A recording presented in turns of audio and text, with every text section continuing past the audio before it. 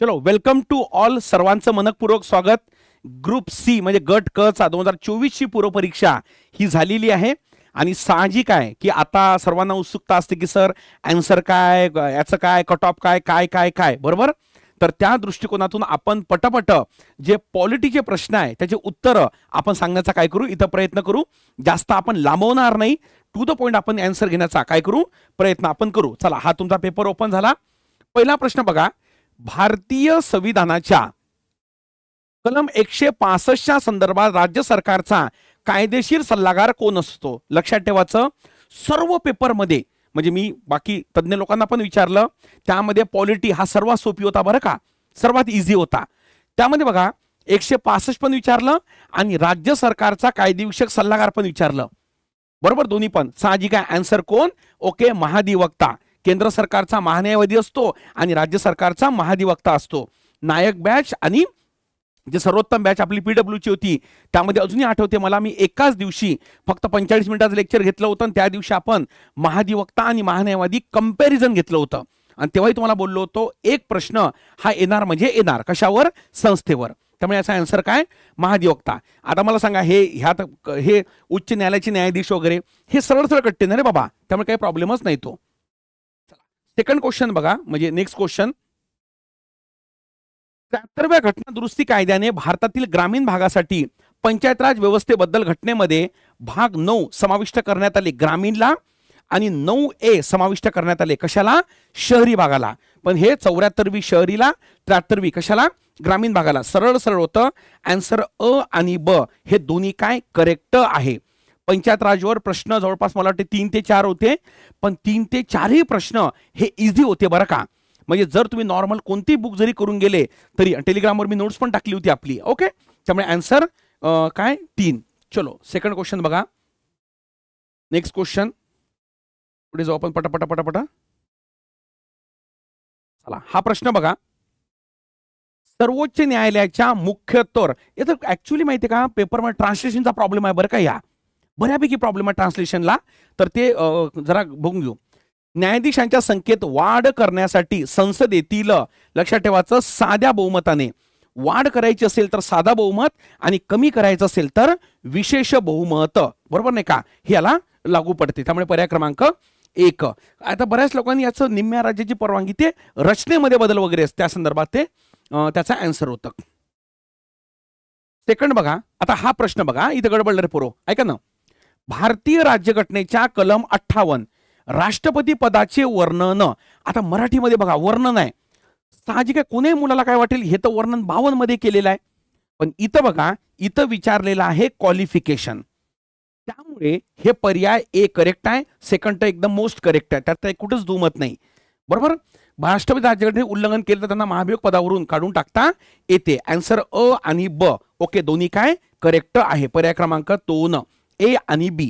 इथं लक्षात ठेवायचं, इथं लँग्वेजचा प्रॉब्लेम झाला बरं का थोडा मुलांचा. आता मगाशी आपण लाईव्ह डिस्कशन घेतलं, त्यामध्ये पण काही मुलांनी म्हटलं की सर म्हणजे इथं कलम 52 येते, पण इथं बघा याच्यामुळे, आणि साहजिक आहे इंग्लिश मराठीमध्ये गडबड जर झाली तर कोणतं प्रमाण मानण्यात येतो? इंग्लिश प्रमाण हे मानण्यात येते, त्यामुळे काहीच दुमत नाहीये. ओके, सेकंड प्रश्न बघा. भारतीय राज्यघटनेचे जनक डॉक्टर BR आंबेडकर यांनी कोणत्या कलमाला भारतीय राज्यघटनेचे हृदय आणि आत्मा म्हटल्या गेलेला आहे? आर्टिकल 32. हा प्रश्न तर चुकायलाच नाही पाहिजे बरोबर. हा प्रश्न चुकला असेल तर साहजिक आहे पुढच्या वर्षी तयारी करावी लागेल आपल्याला आरामात. ओके, भारतीय संविधानाच्या कोणत्या कलमात विधानसभेची तरतूद करण्यात आलेली आहे? विधानसभेची तरतूद विचारली. ओके, आर्टिकल किती? 170. बाकीमध्ये रचना आणि कालावधी यांचा काय होतो? समावेश होतो. कलम किती? 170. ठीक आहे. नेक्स्ट प्रश्न बघा. कोणती अनुसूची केंद्र आणि राज्यामधील अधिकाराच्या विभाजनाशी संबंधित आहे? एलिमिनेशन निघते. ओके, भाग 5 अनुसूची 6 अनुसूची क्षेत्र आदिवासी क्षेत्र, त्यानंतर 8 ही भाषे संदर्भात प्रसिद्ध होती. त्यानंतर अनुसूची किती?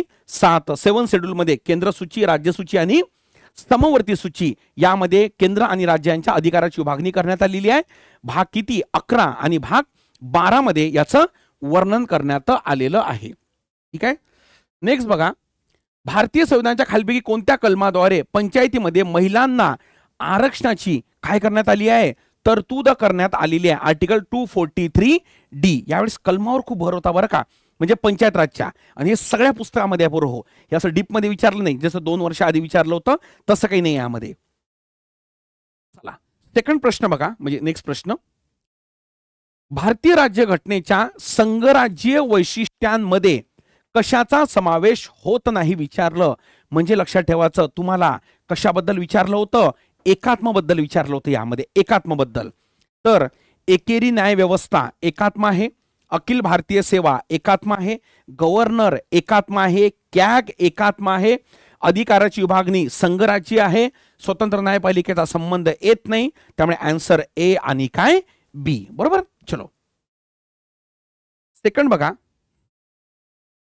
ओके, सर्वात सोपी हेच होते बरं का. हा लेंदी होता म्हणजे प्रश्न वाचायला.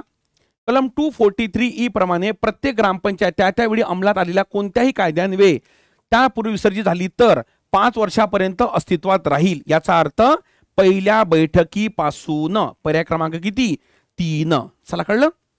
चलो चला सेकंड बघा नेक्स्ट. ओके, हा जो प्रश्न होता ना, कोणता प्रश्न, परमानंद कटरा विरुद्ध युनियन ऑफ इंडिया. साहजिक हा प्रश्न चुकला असेल तर घाबरू नका, हा त्याचाच करेक्ट आलाय ज्यानं तुका लावलेला आहे. घाबरू नका.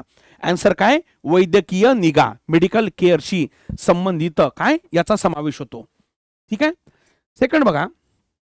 ओके, कोणत्या घटना दुरुस्ती कायद्यान्वये एकाच व्यक्तीची 2 किंवा अधिक राज्यासाठी राज्यपाल म्हणून नियुक्ती केली जाते. सगळ्यांचं आन्सर काय येईल, 7वी घटना दुरुस्ती 1956. यामध्ये ओके, एकाच राज्यपालाची 2 राज्यपाल म्हणून नियुक्ती केल्या जाऊ शकते. ही घटना दुरुस्ती आहे बरं का. चला, जे 4 गटामध्ये वर्गीकरण केलेलं होतं आपण त्याचं पण याच तत्वाद्वारे होतं. ठीक आहे. चला जोड्या लावा. सोपी प्रश्न होता. ओके, कलम 17 काय रे पोरो हो, अस्पृश्यता निवारण. खाली याचा आन्सर दिलेला आहे, अस्पृश्यता निवारण. खाली बघा, याला थोडं लहान करू. हे बघा, पर्याय क्रमांक किती 3 याचं, सॉरी पर्याय क्रमांक किती 3 याचं काय येते आन्सर येते. पर्याय क्रमांक किती 3. एकावरून आन्सर निघू शकते. आता मी जास्त काही एक्सप्लेन करत बसत नाही बरं का इथं. ओके, एकदम पटापट जाऊ आपण. नेक्स्ट क्वेश्चन बघा, मला वाटते झालं का. हा ओके, खाली बघा खाली बघा खाली बघा. भारतीय राज्यघटनेच्या उद्देशिकेमध्ये समाजवादी धर्मनिरपेक्ष प्रियांबल मध्ये अमेंडमेंट, मला सांगा पोरं हो, एकाच वेळ झाली आहे ना. कितवी घटना दुरुस्ती, 42वी घटना दुरुस्ती. ठीक आहे. तर मला असं वाटते की या प्रकारे 15 प्रश्न हे पॉलिटीचे आपले होते, आणि या 15 पैकी त्याला काय म्हणतात की एक प्रश्न किंवा 2 जास्तीत जास्त जर गडबडले तर काय हरकत नाही.